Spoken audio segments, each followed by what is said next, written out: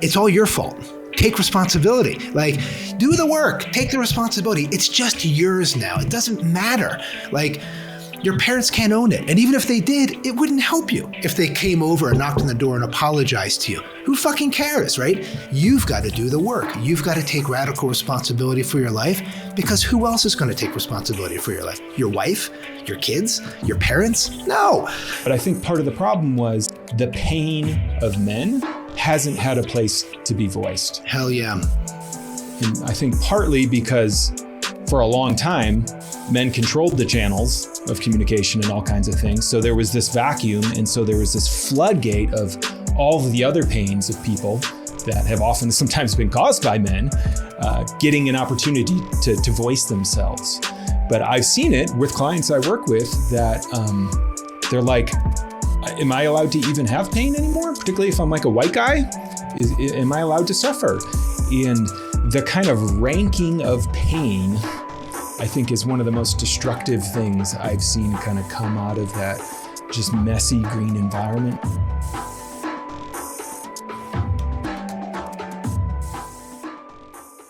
So welcome, everybody. This is the first episode of The Integral Edge, which is a new offering from me, Keith Martin Smith, and from Integral Life. And today, I'm very excited, as our first podcast, to be talking about men, meaning, and the new right, seeing the big picture. So the idea here is it's been quite an interesting couple of years politically, socially, culturally, and there has been a lot of movement and energy around how men are viewed, what men are expected to do, how we're being called to show up. And I would argue, and this is sort of what I want to kick things off with the two of you, Jason and Raymond, I would argue that part of what we're seeing culturally with the rise of the right, both in Europe and in the States, is people see that there are a number of really intractable problems in the world, and things that really require a lot of energy and a lot of intensity to make right, to make correct. And there is a desire for strong masculine to step in and throw its weight around and shake shit up, right? You know, the Winston Churchill archetype in the Second World War. You know, it takes kind of a big ego to deal with big problems. And so I think when I look at the United States, Trump obviously is a big ego. But when you look at the rise of the three women in Europe, which is interesting that they're all women, but Marie Le Pen, Alice, who's that in Germany? Remind me again, Raymond? Alice. Yeah, Guido, yeah. Mm-hmm. And then the prime minister of Italy as well. What's interesting is, though they're not men, they are all very much in a strong masculine. And they're sort of a take no prisoners, I don't give a shit what you say about me. They have some of these masculine qualities of pushing the order that is over, trying to. And so this is part of what I wanted to start with, which is this idea of, it seems to me that we're a little limited in our ideas of what a strong masculine is. We have to go back to an older time where these strong masculines are very undifferentiated, not very refined, certainly not in their vulnerability. And they use sort of an old school way of power. So I just want to open it up to that and see what you guys think. I was thinking about a couple different things coming in here. And one, this is just me, right? Things I notice having been in this community, in this world, and having, produced and helped shot a documentary about a cult leader. When we get hit with information overload, which I think is another thing I just want to name here, of there is more information coming in to our nervous systems per minute, really, these days than ever before in human history. And it's too much for any one person to sort. Yeah. And we used to have trusted institutions and establishments and authority figures who would kind of help sort that for us, for better or worse, right? And as that's gone away, it overwhelms us. And in a place of uncertainty, I have felt this desire myself, both politically and spiritually, when reality starts to become unstable I don't know what truth is. I'm going to listen to the person who feels the most certain. This is the truth. Yeah. Right? There's like an ache in me, I've noticed, to like, oh, okay, well, that's the way. Then I should just do what they say. And I think that is happening globally. So this kind of strong voice and directionality is a part of that.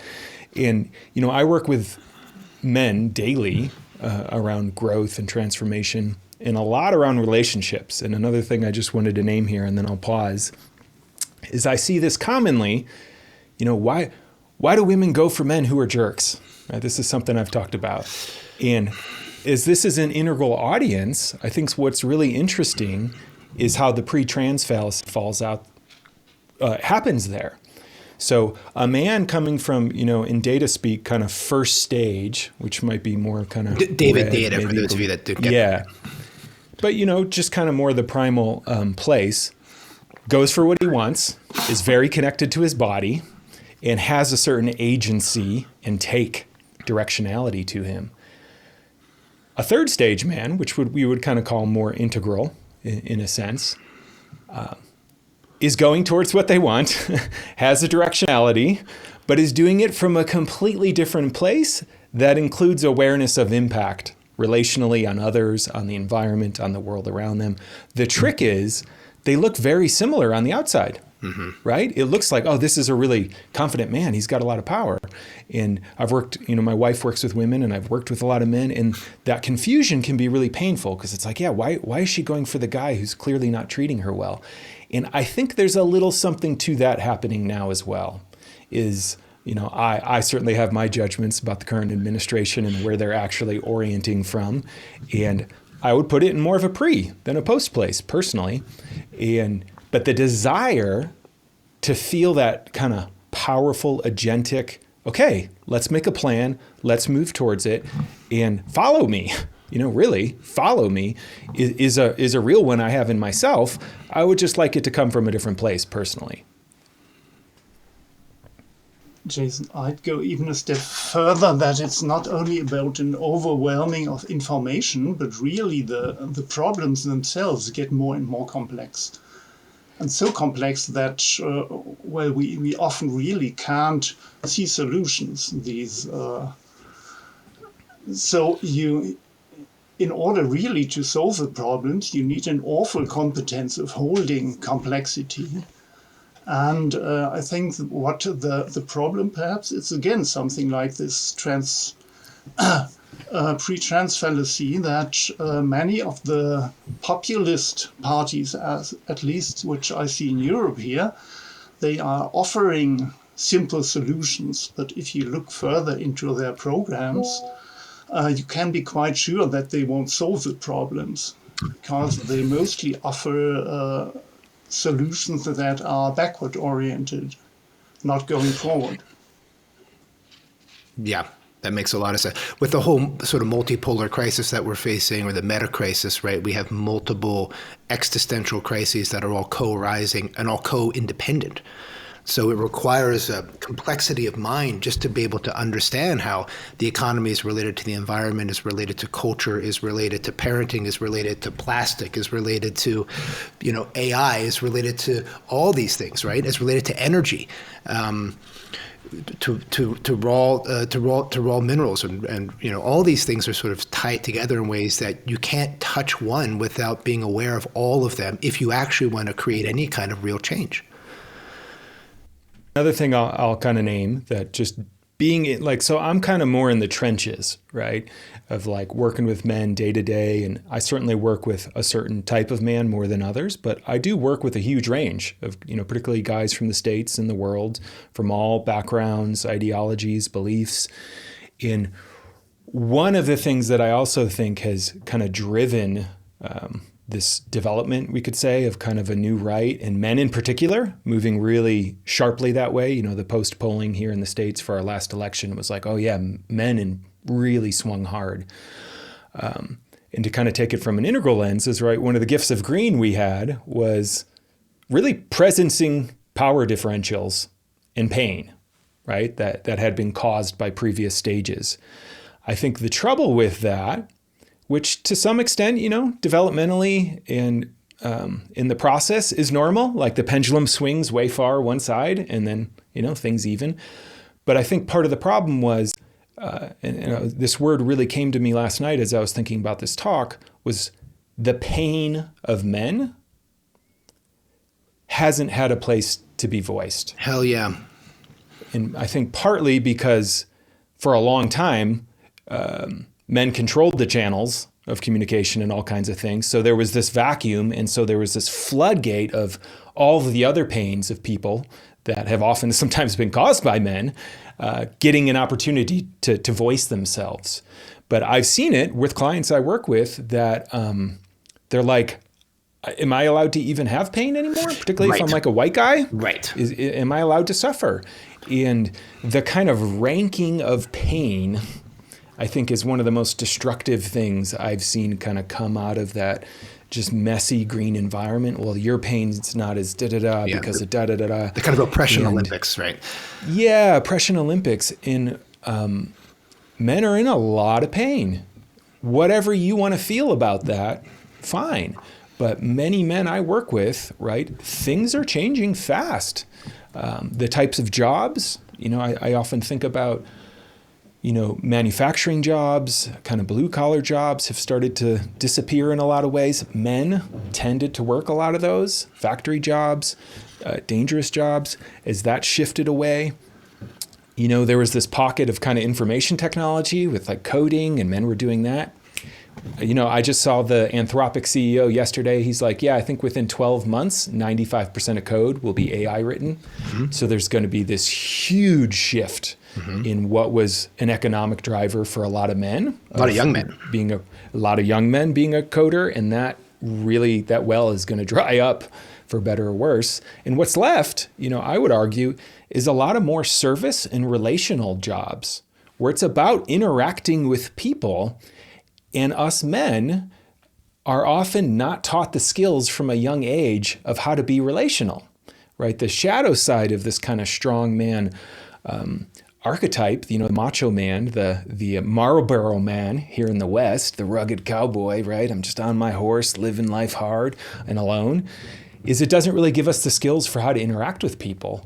And so I think men are way behind. I mean, I work with them daily. I had to develop these skills. Like nobody taught me what's a feeling in my body and what do I do with it? How do I talk to someone about my inner world? And I think that's just putting a lot of pressure on men that they don't know what to do with their pain and they don't feel equipped with how can I be of service in this new society? And when that's there and no one else is talking to them, they're going to go who's talking to them. And the Andrew Tates of the world, what they do is they make men's pain okay to feel. Mm-hmm. They say, I see your pain. I know your pain is real. Their prescription, I would argue, is kind of bullshit. It's a lot of bullshit. But the acknowledgement of pain, I think, is really important. Yeah. Well said, Jason. I think that's really very accurate. And I think part of what happened with things like the Me Too movement, in 16, 17, 18, is that the message got into a lot of guys that didn't actually need to hear the message. Like the sensitive, attuned kind of guy heard oh my God, men are brutes and we're kind of horrible. And so it further collapsed them into their own shame and their own self-judgment and part of this sort of cultural milieu of sort of saying that you're a man, sit down, shut up, you need to listen or you're not an ally, and this sort of, and it was I saw and see a lot of men doing that to themselves, sort of self-shaming, self-shutting down, because it's oh my God, I don't want to be one of those guys. And they didn't quite get that, you're not one of those guys. You're already a good guy. And the message isn't don't talk to women and don't speak up. It's actually you're doing okay. It's just be a little more attuned to keep doing your work. So I think that was a big cultural movement. And part of what I see as the swing to the right for a lot of men and some of these things is, again, we have these this polarity, which is traditionally men are what? They're tough, they're strong, they're reserved, they're hardworking, they're self-reliant, they're confident, ambitious, honorable, disciplined, principled, protective, right? These are good things culturally, right? Do I want a leader that has those traits? Yeah, right. But we're also being told as men that we should be empathetic, vulnerable, emotionally expressive, collaborative, inclusive, aware of privilege, nurturing, accountable, authentic, open-minded, and caring. And so part of me looks at culture and goes, well, fuck you guys. Like you're asking men to hold two sides of this polarity that are so, in some ways, at odds with each other, that no wonder men are so confused. And I think the reason is, from an integral perspective, is we're not being asked to be one side of those two poles anymore, right? If I'm just in the empathetic, vulnerable, collaborative, inclusive, privileged, nurturing, accountable, et cetera, I'm not going to be a strong leader because I can't stand up and take the shit. And if I'm too much on the other side, well, then we have our Trumps and we have all these other kinds of people. So to me, the new man is the man that can live inside of a conscious polarity, where I can see that I need to be tough and empathetic, strong and vulnerable, reserved and emotionally expressive, hardworking and collaborative, etc.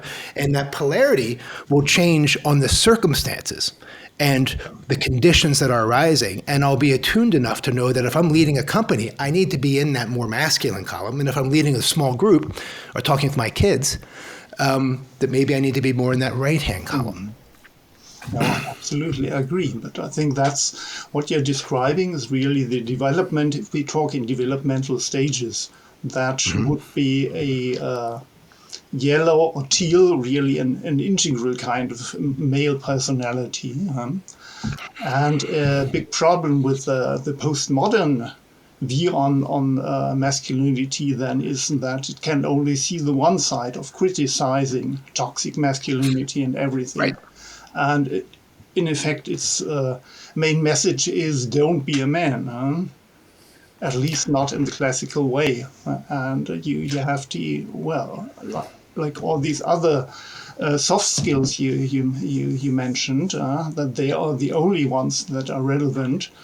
So it didn't really give men a perspective where to go, or not a feasible one. But ended up somehow in stuck. Yeah.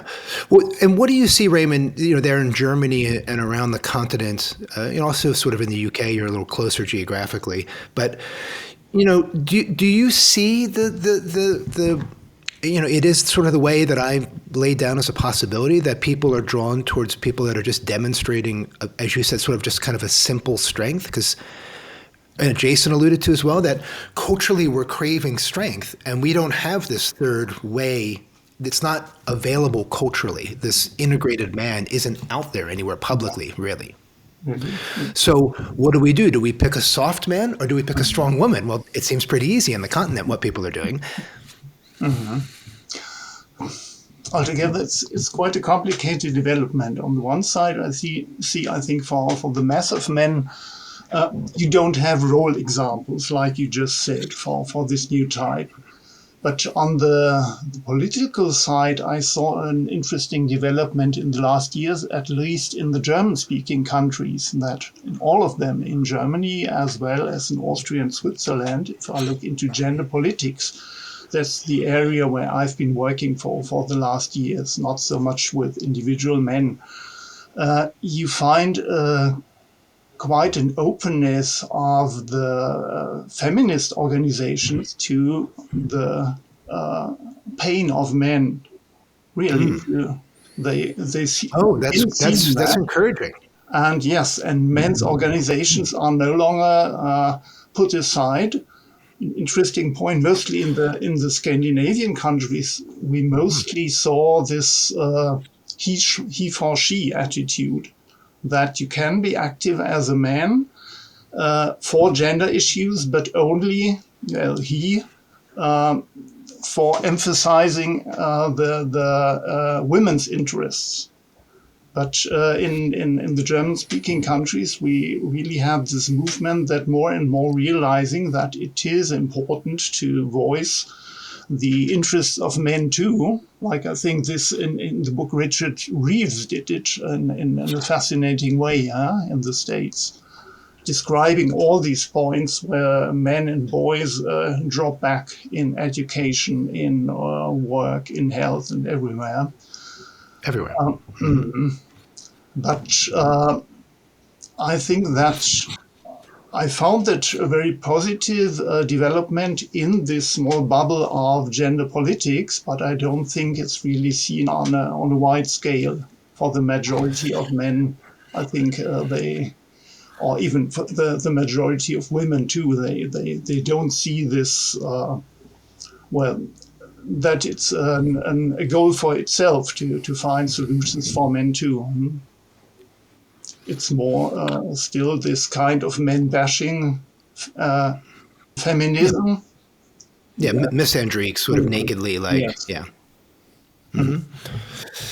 That's interesting. That's hopeful and inspiring, because Yes. I do some volunteer work with an organization here in the States that works with men and boys. And one of the things we've been talking about is, like, if we can get any group of women or any women girls organization or a feminist organization to support us, that would be a game changer. But it's very hard to do because people see a zero-sum game. So zero-sum game means that, like, okay, if we're going to help boys, it's going to be at the cost of girls. And it's like, no, that's not what we're talking about. Right? It's like, if you let an entire generation of boys fall through the cracks and then they go into the world, that's going to be really bad for women. Like, I'm sorry, guys, but you don't want to live in the culture where you've let a whole generation of men be let go. That's very, very bad and very dangerous. Very stupid, right? So even from your own complete self-interest, you should be helping boys to actually get the education, the resources, the help, the different kinds of education, let boys be boys kind of a thing, not in a boys will be boys, not in a misogynistic way, but boys and girls are different, It's like, I hate to say it, but like, we play different, we think different, our bodies develop differently, and boys need different things in schools than girls need. And we've spent 2 generations not giving them that, and we're living in the consequences of it. I would say even more than 2 generations. I often kind of tell the story of the man box, right? Yeah. And right, this idea that from a very young age, from all different sides, boys who then become men are given the message, you are valuable for being disconnected from your body. So, it's changing for sure, but you can often see it, and there's lots of research studies on how boys are parented versus girls. Boy falls down, scrapes his knee. Oh, get up, you're fine, you're tough, don't cry. From a young age, moms and dads kind of treat their boys often this way. And when you really think about that message, what is it? Oh, what's happening in your body? Ignore that. Override it with your head. Then we get into school, the industrial school system. Once the Industrial Revolution came and we had to educate our kids, and kids are no longer raised in the context of older men, training them in a trade or whatever. So they're shuttled off to school. And what are you taught to do in school? Sit still. So that desire in your body to move, ignore it. Right. And educators are 90% female in most cultures? Yeah. Override it with your head. And then we get into the locker room from an adolescent age, and then it's actually coming from our peers, right? My body's changing at a different pace than another guy's. Anything I bring forward in terms of awkwardness or vulnerability is an opportunity to be ostracized or very heavily bullied. Yeah. Or many men I work with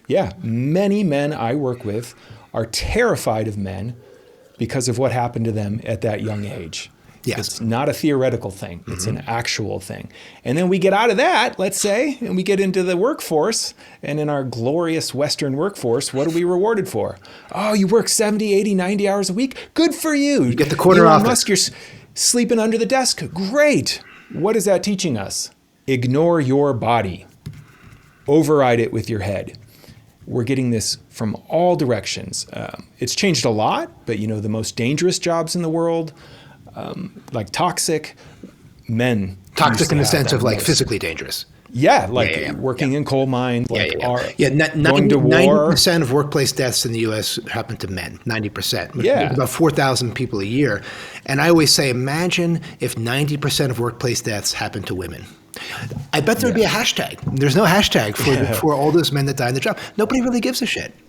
Totally. And it's this, the masculine body, a male body is disposable. Yeah. And, there's biological roots for that, right? Yeah. Right? One man can repopulate in a way that one woman can't. But all of this said, what's really key here, and I experience this all the time with men, and I was on this journey myself, when we're taught to not be in our bodies, guess what? Guess what starts a sensation in your body? Emotion. It always starts including as a sensation. Yeah. So if we're not in our bodies, we're not connected to feeling. And a man who's disconnected from his heart and feeling, that's the man who goes out and does all this damaging shit, be it Me Too, environmental, war, you name it. And then people don't know how to connect to us. Nobody teaches us what to do with it, what a feeling is, let alone how to process it.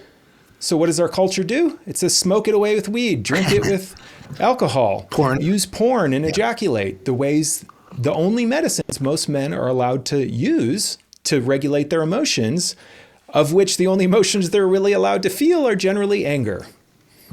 It's like the one that's, okay, you're a man if you're angry. Anything else, we can think of all the expletives. But point being, yeah, there's a lot of cards stacked against us men that make it really challenging, and we're not necessarily put in environments that cause us to thrive. And again, us creating more environments for that doesn't have to come at the expense of everyone else who needs environments to thrive in as well. We're all being asked to do more. You named it. As men, it's not enough to just go and work and provide. I work with guys every fucking day whose wives leave them when they're around 45, 50, kids are raised, and they're like, we haven't had a relationship in 25 years. All you've done is work. And he's like, I thought that was the bargain. And she's like, no, I need a lover. I need a husband. I need a co-parent. Yeah, a friend. And a friend. And we are being asked to do more. We are being asked to be more fluid as men. But other people are being asked to do more as well. The thing with us guys is you don't want to beat us up when we're trying to do the best with the tools we've given. What you want to say, and what we hope conversations like this can start to point to, is we want to make as aware as possible to as many men as possible, hey, there are tools and ways of being that can help you successfully navigate these very challenging times. That whatever you think of them are going to lead to, I say this to a lot of guys, longer health. You will live longer. You will live longer. And be healthier. Yes. Like, this isn't just woo-woo, feel your feelings stuff. When this stuff is integrated, not collapsed into, but integrated, you're going to live a longer, more resilient life, and you're going to be able to create more of the things you want to create in the world. I see it every day. Right. Beautiful. Yeah, let me share just a brief personal story here, which ties into that, Jason, and it gets into this idea of the sort of archetypes and how we move forward from here. And I'd love to hear from you, Raymond, once I finish this little bit. But about 5 years ago, I went through a major relationship, ended, and I was super heartbroken, and then a whole bunch of trauma that I sort of didn't know was in me rose up sort of from the bottom. And so I was in this really challenging place, really challenging place. And I was getting acupuncture and really just kind of in emotional agony, and had been. And to Jason's point, I was in agony, but I was really shut down. I was drinking pretty heavily almost every day. I was trying to kill the pain in some way. I didn't really want to feel it because I didn't really know what the point was to feeling all this pain, And so I was getting acupuncture, and I saw it was like a mystical vision. It was like a portal opened in the room, and I saw through time, and I saw myself in the future, like 12, 15 years in the future, like a really good physique and like sort of silvering hair, and totally in his power and totally in his heart. Like, it was this powerfully strong, powerfully vulnerable man. And it was me, right? It was an old version of me looking through time back at me. And it was so powerful because what I saw was what I was growing towards. It was like all this pain and all this work means I get to be that fucking guy. And I'm down for that ride. And once I had that vision, doing that work was not a problem. Yeah. We need to create that archetype for men out there. Exactly. And be that archetype for men out there. I think that's mostly an important point that is missing, to have a positive visions there for masculinity or in the whole society. I think that's an important point that the postmodern has been missing for the last time, that they don't have positive visions for society where to go. Huh? It's mostly all kinds Where of not to go. catastrophes going on, but no answer where we are heading for. And I think, and you're talking about men, this personal vision could be a driver. From my experience, another very important driver can be fatherhood. For myself, it was, I think, the really turning point with my little boy. I really realized I don't know what it means to be a father, because I didn't have a role model there. My father was, I think, as most fathers of the generations, was mostly absent. He didn't know what to do with children younger than 12 years or so. You can't talk with them reasonably. And, so I began really to ask myself, what do I want to be there? And how do I get there to really achieve a positive relationship with this little human being there? And I was, I think, really in a quite egalitarian parent role, even at it's 35 years ago now, with my son. So it was not that usual at that time. But that's another point where I really see slow progress in society. Nowadays, it's quite normal to see dads in the playground with little children or with the pram and so on, which was not usual in 40 years ago. There's slow progress going on, and I think that you can catch many men at that point. If they don't take the diversion only, I'm the breadwinner only. I get the money in and the wife is responsible for the kids. But take their own responsibility there. Mm-hmm. And I think that is another point where it's not only looking for the individual solutions, but where society and politics can change something, and really opening up, for example, times for fathers, paid fatherhood leave, something like that, which we have more and more. I don't know how the situation. This is the United States. We don't have anything like that here. No. This is one of the things that gets me going, the parties of family values, and then, oh, you had a kid? Good luck. Don't spend the first 2 years of your life, close to the kid. Get your ass off to work, and then have a good family, right? And good luck affording your health care as well. This is one of the things that kind of annoys me about, again, what I would kind of project as a regression to traditional family values is, again, I work with men every day who were raised in a traditional family.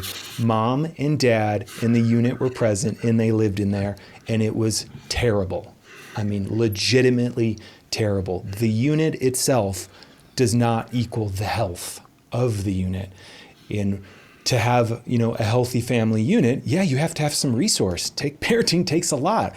We want to have, be raising good kids.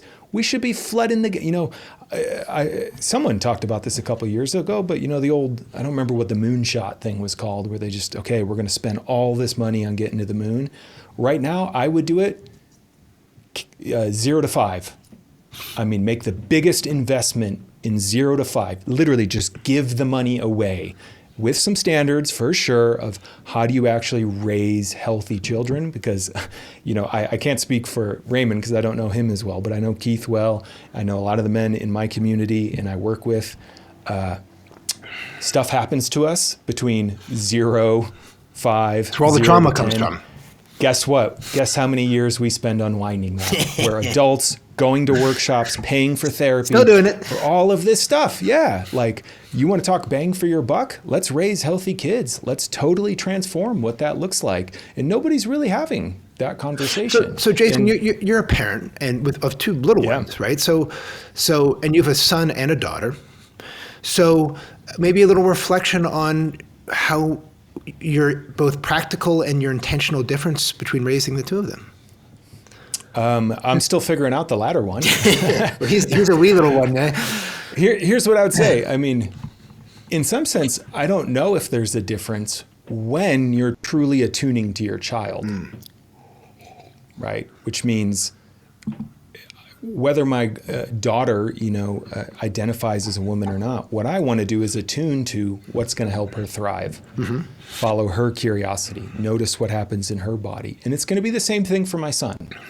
Now, are there going to be some differences? Yeah, I can tell you, Keith, you met him when he was maybe a year old, and that kid only wanted to be held upright, facing out from a very young age in a way that my daughter just didn't. Like, he just wants to be seeing and engaged with the world. Are all boys like that? No. Is he? Yes. So I can tell he's very excited to get out and get involved. It's that, but I mean, here's part of the thing is we're not taught how to attune to kids, right? I just had to, Keith knows some of my story, I had to do some deep work over the last months of figuring out, wait, what does it mean to actually be a healthy parent? Because what I noticed is when I'm stressed, all I do is default to how my parents raised me. That's it. I just totally regress to this is what was done to me. And turns out, things have evolved a lot. We know a lot more about what creates a thriving nervous system. And so I've had to educate myself on how to get present and track my kids. And not everybody has the time to do that because of the way our society is structured. And then, I did personally have to deal with, my wife probably handles 70% of child stuff, but I'm like 30 to 40%, depending on weeks. We try to split the time equally. And the first thing I was unprepared for is, no one told me about the hormonal shift in men when you have a kid. Testosterone totally drops.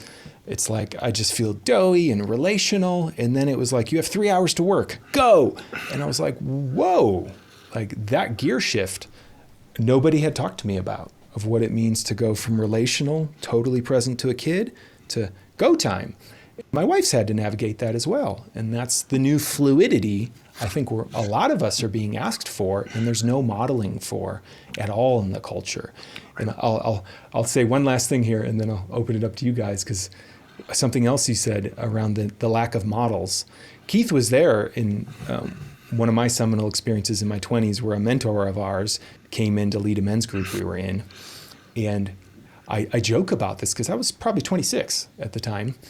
I had the experience in my body of that's what I want to be when I grow up. And it wasn't his job. It was seeing his nervous system, how he moved, how he talked, how he breathed, how he made eye contact. I was like, oh, what is that? Because I want that. Like, I want that. And I think that's the thing a lot of men are missing. And I teach my guys that, just like in the spiritual world, masculinity is a transmission. When we're in its presence, we feel like, oh, wow, yeah, there's like a deep, loving, caring, and fierce presence. That's grounded. And it hits our nervous system in the way it generally hits people's nervous systems. What I would call the healthy masculine is it relaxes people. Creates a container. It relaxes everyone in the room. And when I got that, that kicked off a journey for me of, okay, how do I cultivate that in myself? And the truth is, this is the other thing. I'm huge on men's groups and peer groups. And, I think it was Thich Nhat Hanh, right? The new Buddha is the Sangha. I see that happening in men's groups in that, you can have a great father, but no one father can give you everything you need or perfectly embody healthy masculine. But if you get into a group, everybody often has a piece of that missing pie that you get to feel. And this is what I see open men on the more personal level of they have judgments around what it means to cry or whatever, but then you're standing in front of a man whose tears are pouring down his face, whose heart is open, but who is still incredibly powerful. You feel like, wow, no, this man is not collapsed at all. And it rewires what's possible. And same thing with anger. I see it with guys who were bullied or abused. When they see a man who's fully present in his clean anger, but still feels safe, suddenly the light bulbs go off. Nobody told me this shit was possible, right? I never experienced it before, so I assumed I had to live in these certain ways. But I don't know how to do it at the cultural level, which is why I'm here and connecting to amazing men like you is like, I can work one group at a time, but it's not fast enough. Well, so these discussions are so powerful. I want to save a little time at the end to get into some prescriptive things that we could recommend that men do that are listening, or their wives that they could recommend to their husbands or their partners or whatever, right? But tears and anger, I just want to take a moment with that, Jason and Raymond. Tears. So the way most men culturally, when they cry, if they get to a place where they actually show tears, what do? They cover their face like a child. Why? Because they feel like a child when they're crying, because to Jason's point earlier in this call, they've been shamed their whole life about that crying is soft. And so there's a shame and a hiding and this feeling of collapsing. And so I remember for me very distinctly the first time I saw a man cry and actually cried but stayed relational, stayed in the room and didn't collapse in shame. And I was like, what the fuck is that? Like, I'd never seen it before. All you get a man, all I ever got, the most noble thing would be this sort of quivering lip and this sort of breathe through it until they could speak again. So you would get that or you would get the collapse, right? But that's it. So to see men show tears, but to be in their raw masculine power, that's a hell of a thing. It's a hell of a thing to see, right? And the same thing with anger, to your point, Jason. It's like to experience anger from a man that is, like when I teach my students, I teach something that my teacher taught me, which is that you can't get angry. It's actually impossible to get angry. And no one has ever gotten angry in the history of humankind ever without caring first.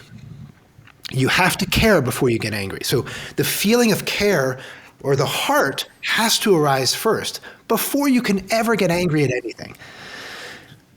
Which means if you're paying attention or someone is kind enough to train you, you see that anger is always about how much you care, and the angrier you are, the more you care about something. And if you're in touch with that care, the anger just becomes fierce clarity. And instead of being noisy, it's beautiful and grounded and fucking clear. I love that. And often forward facing rather than retributive or whatever that word is. But right, there's a sense of taking it forward to protect others. And with that, I'll just say, because I know you've practiced to earn this, to be able to catch your nervous system, to be able to distinguish anger from aggression is really important. Right? So, aggression is when we reactively push that out without consent on the world, on the environment. I've punched walls, many men I know have.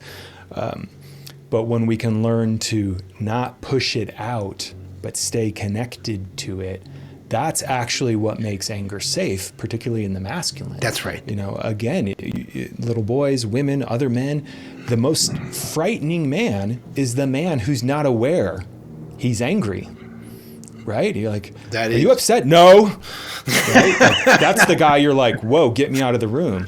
Yeah, your whole nervous system goes to 11.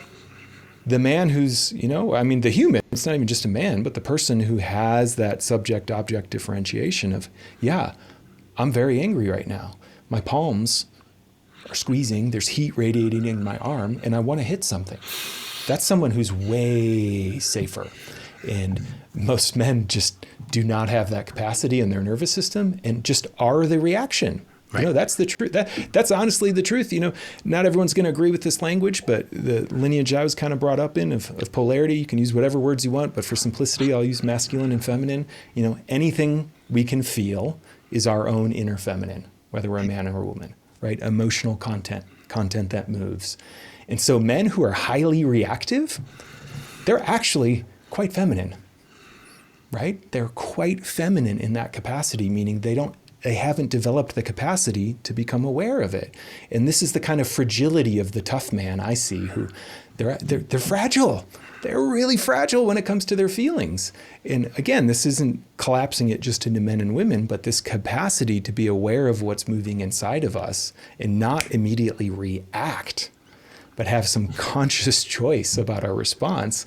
This is what we desperately need more of, I think, particularly from men right now, and particularly from men to model for young boys. And, to me, that would be, okay, how do we do that? Would be one of my prescriptions. Yeah, how do we really not only find, but show role models, positive role models in the way we've been talking now. And if I look at the media, at movies or so, no hope at the moment of finding positive models there. And it would be, I think, quite a long way to transform Hollywood in that sense. The other way, well, like you guys are doing at the moment, group by group, in a personal, but as you said, you can do more than the groups you're doing. So is there any intermediate level we can find how to project these images on a larger scale somehow? Yeah, well, the problem, Raymond, that I see is that it's a couple. One, I have a background. I spent a bunch of years in marketing. And so I say this sort of tongue in cheek, right? But we have a big marketing problem, which is we're selling this third way of masculinity. But the trouble is most men don't know they need it. They don't know there's a problem. Most men, how you doing, Jason? I'm fine. Really? You don't look fine. No, man, I'm fine. Are you fucking sure you're fine? I'm fine. I got a thing that might help. Nope, I'm fine. Okay, I run up against that all the time. I was invited to give a talk for Movember, which is sort of a men's thing here in the States, for a company called Medtronic, big company. And there were 50,000 people, about half of them were men that were available for this talk that was being given. And about 115, 125 showed up.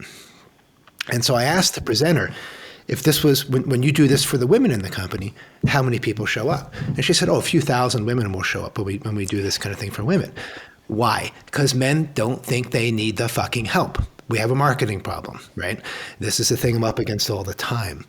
And so I think that's something that we can transition to maybe next, to how we could do this. But before we do, I just want to circle back to Jason's point there about reactivity. So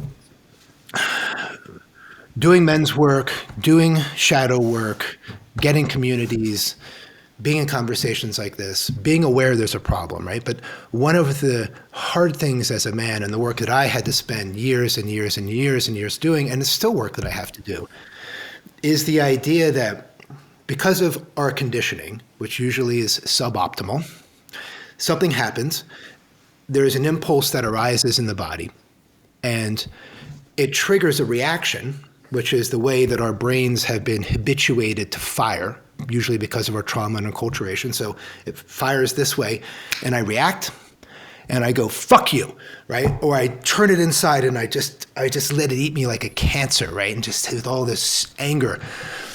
And I do that with most of my emotions, right? They're just these reactions to what's happening in life. And you actually have to train and practice. Oh, there's an impulse arising, and there's a choice point where I can respond or I can react. And the fact that there's a choice point is not conscious for most men. I mean, it's not conscious for most humans, frankly. You only get there by slowing down and really looking inside and going, oh, well, if there's care inside of anger and I've never felt care before, I might have to slow down the next time I get angry and look. And then maybe I can respond to the fact that I give a shit rather than react and pretend that I don't. And right there is, a place that I think when we work, especially with men, especially with anger, it's a place where they can begin to see how little freedom they actually have. And if you're okay, man X being a Pavlovian dog, and every time I ring a bell, you drool, if that doesn't bother you, then go for it, man. Keep watching porn, keep drinking, right? Have fun with that life, It's going to be a short one, and it's going to suck. And if you want something better, well, there are options, but you're going to have to work. Sorry, it's not going to be given to you. I love that. How I would just frame that is, again, I think it's part of the marketing problem, for one. Many men aren't aware they're in pain, and it takes often, by the time a man's got to me, it's because something has really hit them. Their wife left them. They got extremely ill. They got fired from a job.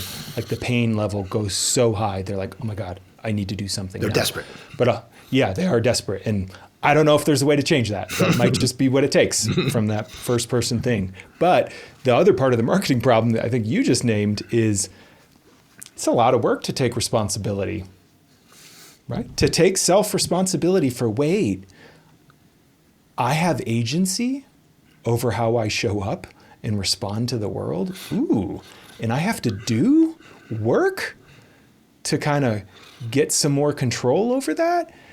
That's just, some people don't want to bite that off. Resentment is a lot easier a place to stay in and stew. Sure. And this is a painful thing, for a lot of guys, at least from my frame is, we didn't cause all the damage in the world, but you want to help? You step into taking responsibility first for yourself. And then, hey, I wasn't those men, but I don't want to contribute to that anymore. So I'm going to make my life a living testament to another way and support as many other men and take that responsibility. And, the truth is it's not super sexy, right? It's crunchy. And if you're not in a community that really values that, there's not a whole lot of incentive to go there. And there's a pre-trans. There's a pre-trans on the responsibility piece as well, because in a green postmodern culture, everybody's a victim, and no one takes responsibility. That's a generalization, but generally it's like, well, it's an ism, it's a sexism, it's ableism, it's racism, it's genderism, it's anti-transism, it's whatever. Some fucking ism out there is 100% responsible for me not being happy and actualized, and so. That's a big problem when you're trying to do work, at least for me, with people that have been enculturated in that mindset. When it's like, no, it's all your fault. Take responsibility. Like, your dad, do you live with your parents still? Well, why are you still blaming them? Like, do the work. Take the responsibility. It's just yours now. It doesn't matter. Like, your parents can't own it. And even if they did, it wouldn't help you if they came over and knocked on the door and apologized to you. Who fucking cares, right? It doesn't matter. You have to own it. You've got to reparent. You've got to do the work. You've got to take radical responsibility for your life, because who else is going to take responsibility for your life? Your wife? Your kids? Your parents? No, right? So I see so many people, even really smart, educated, wise men, get caught in this thing of, I'm going to go back and confront my dad now that I'm 60 years old. And I'm like, and do what? Like, get an apology? You're making yourself 6 years old again. Do your work. Let your parents off the hook, right? Not their fault. It's not their fault. And it's not your fault either.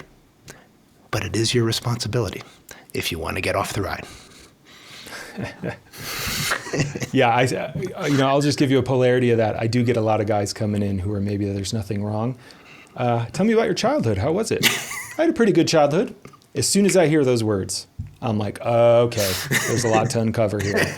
And sometimes it's men who don't want to blame their parents. True. And sometimes how I tease this apart is they're too like, well, I get where my dad came from and he was raised a certain way. I dial it into impact, but there was still an impact. Whether their intent was malicious or not, how they raised you had an impact on you. And you have to be sober about that. Yeah. How culture played out previously had an impact on us. And we just want to be sober. It's not about dying in shame or your dad's totally irredeemable, but it's about, hey, this is the impact. right? That great discernment. Those circumstances had on me, and I have to acknowledge those if I want to be able to take responsibility and start to shift things.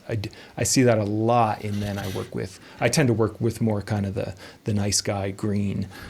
But I get guys from all over, and they, will sometimes defend the people that hurt us the most. Sure. It's very common, very, very common.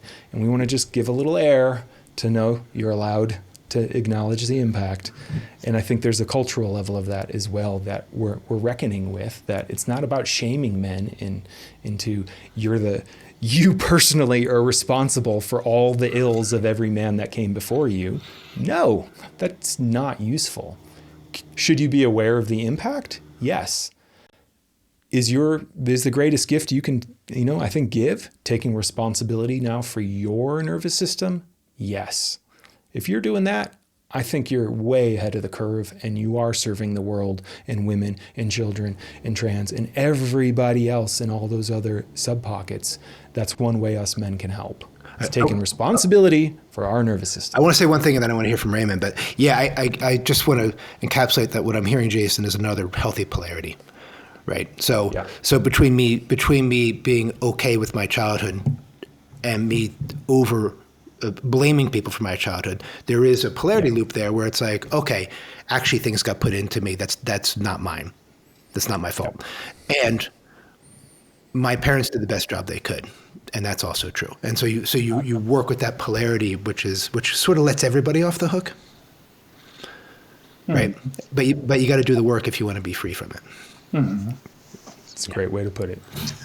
I'm just realizing in a way that we come back to the more political level we had at the beginning, that, the world is terribly complicated, and people look for simple solutions and follow them. And here on this individual level, we see something similar, that, to become a healthier man, it's not an easy job. 5 hours of some therapy or so, and you're an integral man. It really takes a lot of work and pain and suffering and so on. But and it's a complicated process too, and that's difficult to convey to people, or even to convince them to go on this way. And so the simpler solution is much more attractive, to turn back to old solutions in this individual way too, to follow the ways I've seen from my fathers, or I see in the media or somewhere. Let's go back to when things were simpler. Let's turn the clock back when I get to be a man, she gets to be a woman, I get to show up in my job, right? But the trouble is we can't go back. Mm-hmm. Except with tremendous and violent cultural force can we go backwards. Mm-hmm. And I think there's certainly the men I've worked with, there's a fear, how would I say it? Because the men that come to me tend to be a little sort of fiercer and more independent and more the rebel archetype than the good boy archetype. And I would say their fear is that, like, are you sure this isn't going to make me soft? So, some version of, hey, like, I don't live in a super blue liberal place. I'm not a liberal. Like, I kill things. I hunt. Like, I'm a man. Like, are you going to fuck that up for me? Right? And it's like, no. Like, all those things are really good, and I really treasure them. And I want you to keep those. We just want to add. We want to add to that stack. We don't want to take that stack away from you. But there's a big fear there for a lot of traditional men that if I go and do a men's group in the Bay Area, they're all going to be hugging trees and not using deodorant or something, right? It's this fear of like, oh my God, they're all weaklings. And I think that's another thing that we have to overcome as we offer this work, again, by modeling that, like, I can hang out with hunters and I can hang out with MAGA Republicans, literally. Like, it doesn't bother me. I'm not personally offended. I'm not so sensitive that I can't stand an opinion that I disagree with, and that I can't be in my heart, and that I can't talk to men and be caring and loving, and like that's part of all this for me. You have to reach across. I have to reach across my personal opinions for the greater good. This is so important. one other thing I was thinking about, and this ties into it, it was maybe Ezra Klein or someone I was listening to recently talked about one of the big shifts of moving from physical geographical community, meaning your communal connections came from people around you, to what really started to spring off with social media in the 2010s, to it moving more and more online, at least here in the West. When it was geographical, there was always the weirdo down the street who like collected cats or thought about aliens. There was a certain level, there was homogeneousness, or however you say it, for sure, but there was always going to be some variation in beliefs and backgrounds to some extent. When we went online, what's it really good at? Creating community for niche identity. So suddenly, all you're hearing are people who are like, just like you, fully aligned with you in these narrow bands. And again, in terms of that polarity, I think what is hopeful to me that I see, particularly in online things I lead, is this kind of virtual web that's a little bit of both. So for me, right, it's a men's group. I run a men's group, and what is the same in there is all the men who come through my groups have been raised in the same cultural context of what it means to be a man, right? So they've had biology and culture related. So there's some similarity there. But then within that, very different. I'm talking LDS church to San Francisco hippie to polyamorous to monogamous, gay. Like there's a range that then we have to learn to work with, like you said, to like, well, you're still a human. And I love to lead shadow work in particular. And I will tell you, nothing cuts below all that identity crap is when we go straight to the shadow and you see a man in his deepest pain. And suddenly it's just, this is a human being who is suffering just like me. And all those judgments, it's wild. How they don't go away, but they're softened. And suddenly it's like, well, you're human to me, so I care about you. Even though politically you're on the other side of the aisle than me, or I don't believe in whatever you believe in. In whatever that is, having that capacity to stay connected through difference of belief, I think is one of the things that is drastically underrepresented in our culture right now, and that we are having to create new, something new to tie people back together at a level that's intimate, but not overwhelming. I think the research is we're made for 100-person tribes. We can basically hold something like 100 that, yeah. people connections in our head. And, I've lived in big cities and it's way more than 100 people. And, on the polar side of that, we don't want to be just trapped with the people we were born around, because then you get stuck in these systems that can be just trauma after trauma for generations. We want to be able to differentiate and then come back to something. To integrate. I don't know what that something is to integrate. We're all, I think, creating that in our own ways. Yeah, well said. So maybe we can move into something a little more prescriptive for people that are listening, just sort of what you guys think could be helpful. It's, guys like, all right, guys, I heard you're thrown down. So maybe just get into a little bit of what guys might do or what we might recommend guys do. And I'm going to start looking at the chats, and we're going to open it up for questions when we're done with this. I can start. Yeah, go for it, man. For me, it would be men's work.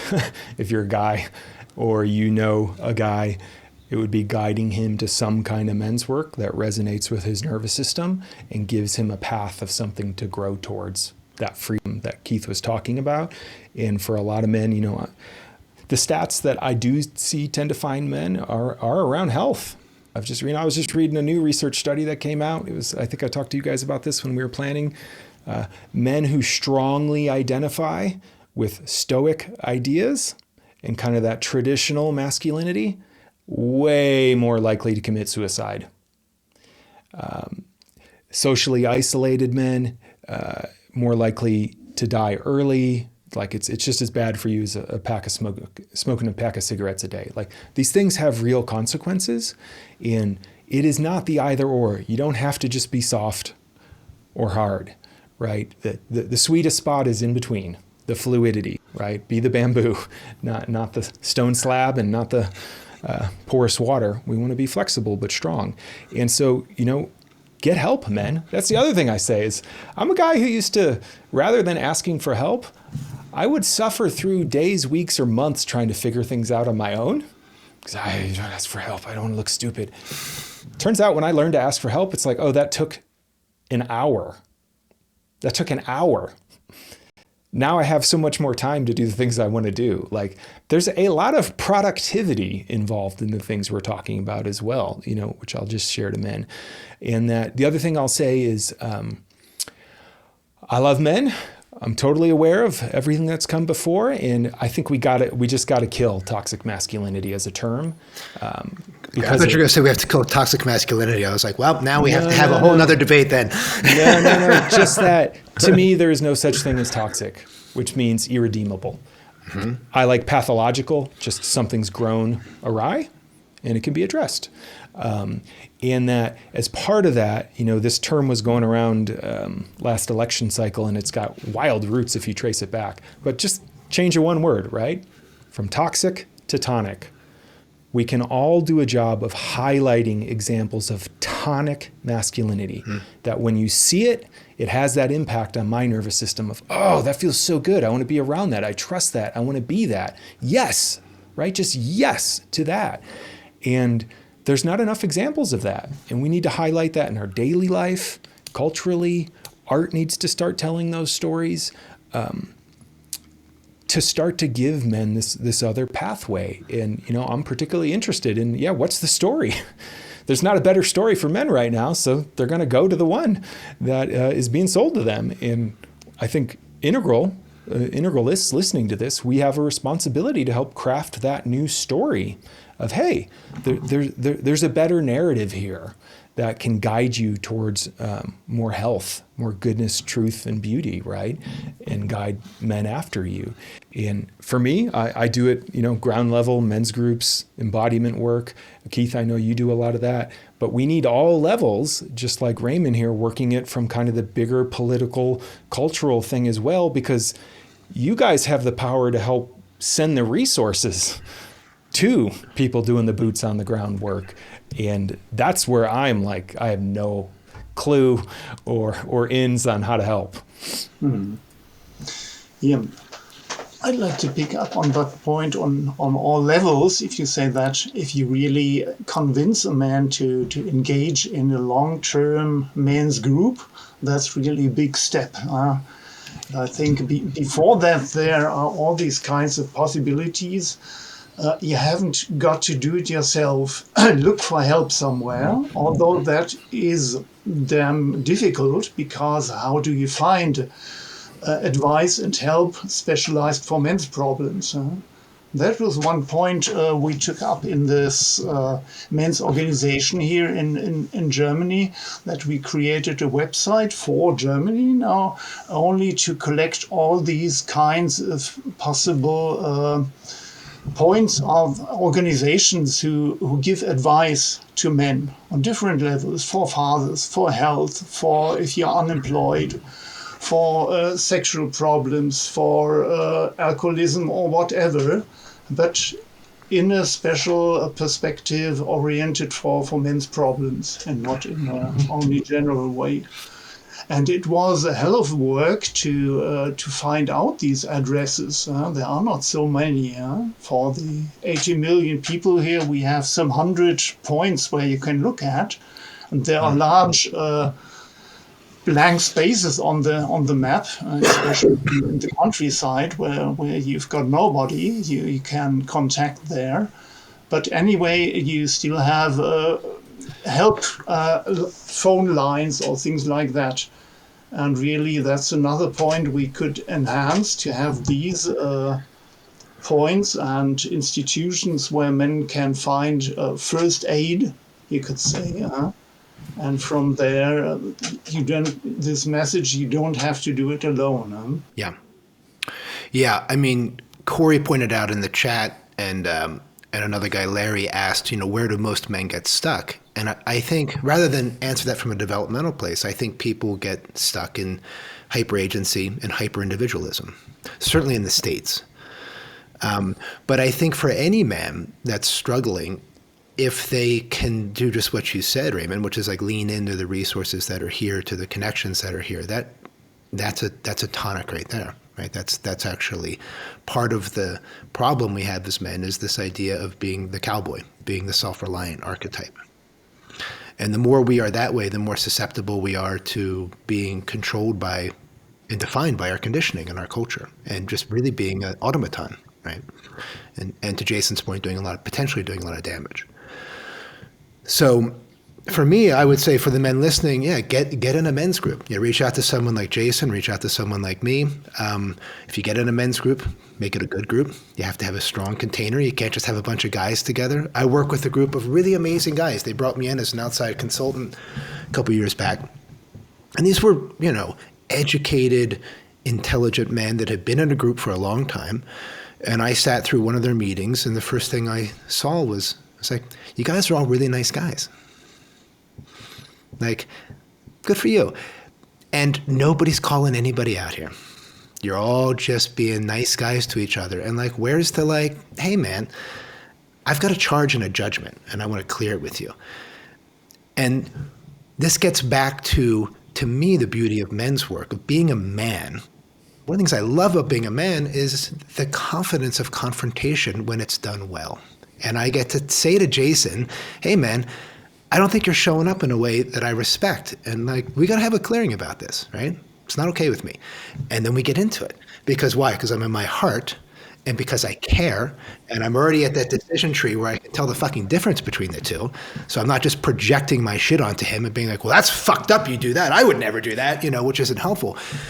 So part of a good men's group is you have to be taught and learn these skills so you can go deeper than you think you can go. And the only way to do that usually is to have someone who's done it mentor you. You hire someone to come in and help you. You take it deeper. But the last thing you want to do is just have a circle of guys without some way to make sure that you're not just reifying each other's shit stories and not actually doing much, but being a support group, which is okay to have a support group. But men's work is about actually leaning into your edge and leaning into your discomfort and learning to not play it safe, which for me might be being vulnerable and open. And for the other guy might be being strong and confrontational, right? But how we all play it safe really depends on our personality construct. And I would say if there's any North Star for me in men's work, it's how to lean into where you don't feel safe, because that's where you'll grow. So let's see here. So we'll open it up to any questions. If anybody wants to call in, you can sort of use the bottom of your screen there. It won't work well unless you have Chrome or Microsoft Edge. It tends to be a bit glitchy. And in the meantime, Jason, Raymond, if people want to get in touch with you, what's a good way to do it? I can go first, sure. You can follow me in all my men's work at evolutionary.men. So, I'm a big proponent of, we want to transcend and include, right? We want to take the gifts of the masculine and bring them forward and add to them. And that's what it's all about, right? That's just what it's all about. And so the mission of my mission in life, the mission of my organization is every man should be in a men's group. So whether it's with me or supporting getting you connected to someone else, in terms of some of the dumpster fire that our world currently is, I'm like, okay, that's what I feel like I can do, and where I think I can move the needle is getting men connected in those spaces, because that's where we grow, that's where we change. And in my mind, healthy men get into healthy relationships, create healthy families, create healthy kids, keep the whole thing spinning forward. Evolutionary.men. Great, thanks, man. And what about you, Raymond? Yeah. At present, I'm not leading any men's groups. As I said, in the last years, I have been more in this political level, which was really an interesting change from another perspective there. And at present, I'm mostly more in fact, I'm writing a book on all this stuff and reading quite a lot about that. So you'll hear from me in some time in the future. And as a small point, I will be present on the Inter-European Conference in Hungary in May. where there are a lot of American integralists too, and from all over the world now. I'll be leading a workshop there on gender dialogue. Great. Simply, well, I've opened up my thinking more, not only to focus on masculinity and men, but what is all this construction of gender about, and this conflicts in cultural wars rising there, to better understand what's going on there. That's my main topic at the moment. Great. And for me, I'm at keithmartinsmith.com, and I'm leading a men's group open to all this June 6th, I believe it starts in Steamboat Springs, Colorado. There'll be 4 leaders, and we take up to about 15 guys. It tends to sell out. It's really good work, working in groups, much better than working with individuals, because we get to teach each other, and it's surprising what comes up. But you can find more about that on my website. And all right, guys, we don't have any calls, so we're just going to sort of do a wrap here. I really appreciate the time and the passion and the energy. I appreciate the work you're both doing, and not just on behalf of men, but on behalf of all of us and on behalf of the world. It's really inspiring. And I'll have you all on again. We'll do this again. Maybe, we'll see where things are in 9 months or 12 months, and boy, I bet we'll have another interesting discussion about where things have moved. Yeah. Love it. Thanks for having us and hosting. All right, guys. Yep, I am curious. All right, until then.